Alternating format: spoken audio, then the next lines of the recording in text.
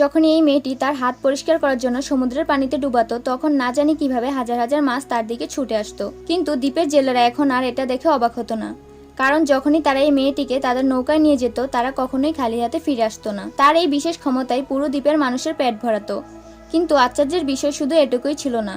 প্রতিদিন সকালে তার বাড়ির বাইরে লম্বা লাইন পড়তো। বলা হতো যে কেউ তাকে স্পর্শ করত, তার যে কোনো রোগ কয়েক মুহূর্তে সেরে যেত।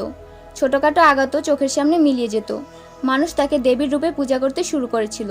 কিন্তু একদিন সবকিছু বদলে গেল। সে তার বন্ধুর সঙ্গে পাহাড়ে খেলতে গিয়েছিল। সেখানে তারা মাটিতে একটি বিশাল মৌচাক দেখতে পেল।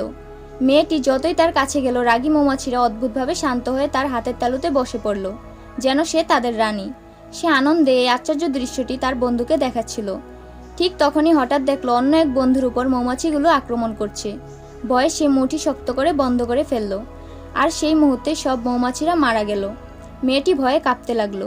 তার মনে হলো সবাই এখন তাকে দানব ভাববে।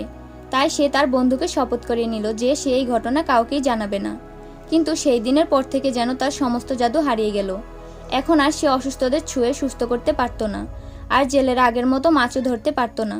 মানুষ বুঝে উঠতে পারল না অবশেষে এই অলৌকিক মেয়েটির কি হলো।